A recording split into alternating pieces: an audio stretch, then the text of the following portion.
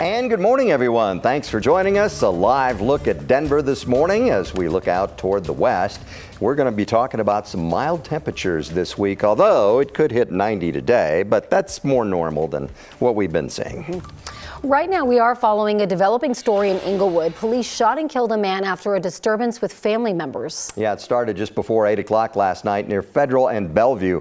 9 News reporter Jordan Chavez live at the scene this morning. And Jordan, officers were shot at, they say, when they responded. Yeah, that's exactly right, Gary and Corey. Good morning to you. At this time, they have collapsed the scene out here in the area where we are right now. It was expanded a little bit earlier, but we have seen them move this crime scene tape back. They do still have the mobile command center out here as well, so it is definitely still an active investigation here, even this morning. Inglewood police say they actually responded to this call a little bit before 8 o'clock last night. They say they were responding to a disturbance within a home. Officers say a man started shooting at them from inside that home, as you were mentioning, and police say that's when they fired back, killing that man. Now, they haven't released his identity, only that he was 22 years old. And at this time, we are working to learn more details, like what actually led up to the shooting, how many officers may have shot at that home, and how many shots were actually fired. Now, because this is an ongoing investigation, police have not released any other information to us at this time. However, we do know that these officers have been placed on administrative leave, which is the department's protocol. Now, we should note that this is the second time that Inglewood police have been involved in a shooting since just this last Thursday. That one involved an early morning burglary at a business. We should note that police say at that time they weren't sure if they shot the suspect because that person was driving away at that time. And in that instance, as well as this same incident this morning, or overnight, I should say, they say none of their officers were hurt. Of course, though, as we learn a little bit more information, which we do plan to ask more questions to police, we will bring those to you guys. Yeah, hopefully we'll get a little more later in the day. Jordan, thanks for the update. And you can find updates on this story and all of our stories online. Just download our 9 News app in the Apple or Google Play stores. Waking up in Denver, we got a little relief from the heat yesterday and some overnight rain, which is really great to see. Ed is tracking a warm up, though, for today. We're talking 90. Yeah, 90 degrees, that's really normal for this time of year, but as the week goes on, we get cooler, and by Thursday, we may not get out of the 70s. That's how much cool air is coming down our way. Let's take a look outside. From the Eisenhower-Johnson tunnels to the Loveland ski area, pretty nice morning, but look at Greeley. They're a little hazy out there. They've had a little fog this morning, but that'll burn off as the sun gets stronger. 63 degrees out at DIA. You can see the showers and thunderstorms all pushing off to the east. That's the heavy rains we had over the plains yesterday with flood warnings and flood advisories out. Today, maybe an isolated storm down to the south and maybe the metro area. Tomorrow, little greater chance in the metro area, down to the southeast for the greater chance for storms. So that's in the forecast. 90 degrees today with an isolated storm. Then for tomorrow will be 86 degrees with a scattered storm. 88 on Wednesday, chance for a scattered storm. Then here comes Thursday, a high maybe at 80 degrees with a better chance for showers and storms. Ed, thank you so much. We've got a new crash southbound I-25 and Bellevue this morning, blocking 2 right lanes in that far right shoulder this morning. So cars are merging down to 3 lanes, which we know this is such a heavily traveled area in the morning time, southbound I-25. So something to be aware of this morning. No word exactly when things will fully clear out and we'll get those lanes back open and moving. Let's go ahead and talk about what else you're going to be dealing with this morning. As far as I-25 here in Thornton goes, we're actually still looking pretty good there at 84th. Do want to quickly zoom in and show you that not only are we slow on southbound I-25 because of that Bellevue crash, but southbound 225 also jamming up as cars try to get onto the interstate there. So keep that in mind.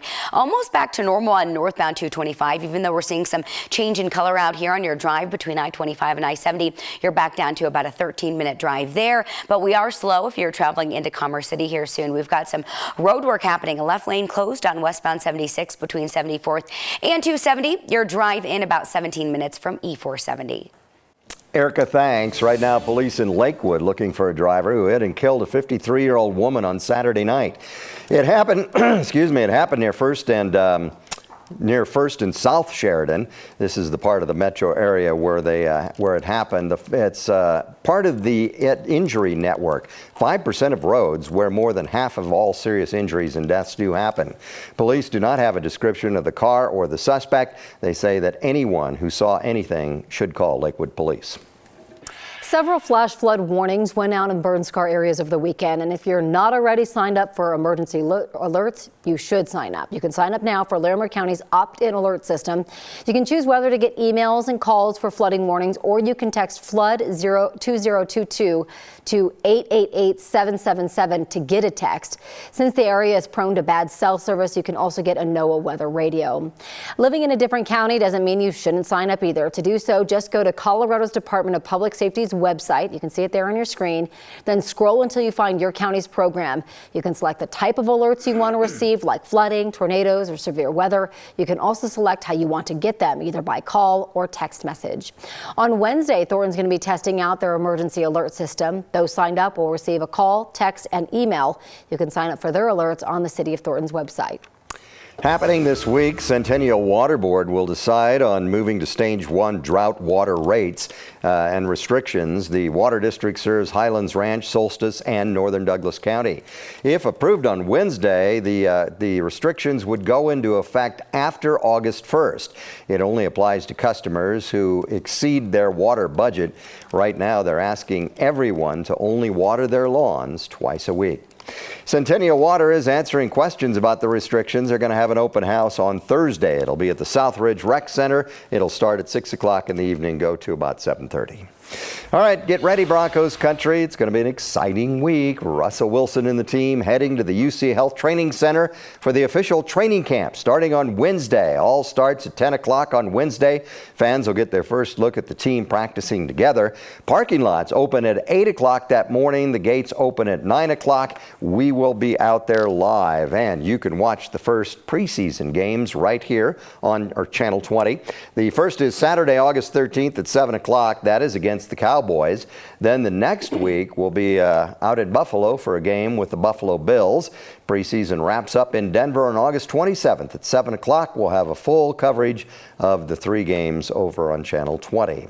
And once again, I'll be there live Wednesday morning to get you ready, and it's going to be an interesting season. I think the fans are pretty stoked. I think there's a lot of energy behind this season, which has been different than the last couple years. And I think it's a combination of course, Russell Wilson, but also Nathaniel Hackett, new owners, and I felt like we could pretty much only go up from where we were the last couple seasons. Yeah, new coach, and I mean this coach is got a lot of energy. Hackett. Hyper Hackett compared to the old coach who didn't seem to have a lot of energy. Right. They're very different. They are very different for sure. So here's something you have to see this morning. Celebrations with the Stanley Cup continue, and this may be the best one yet. Jack Johnson and his wife Kelly baptized their children by dipping them into the Stanley Cup. That is awesome. It is.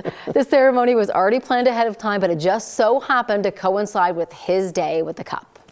I love that. Oh my goodness. I wonder if that's happened before. I know. It probably has. It's got to be a knows? first. I don't know. Anyway, also over the weekend, many locals playing in the final round of the Colorado Open. CSU junior Connor Jones finished the day 19 under, not enough to be the top amateur, but still a pretty impressive performance for the Westminster native. Similar performance for the 2013 champion, CSU alum Zachary Brown. He also finished 19 under, tying with Connor Jones for third and for the best score of all local golfers. Born and raised in Colorado. I love Colorado. I won the Colorado Open my second year pro.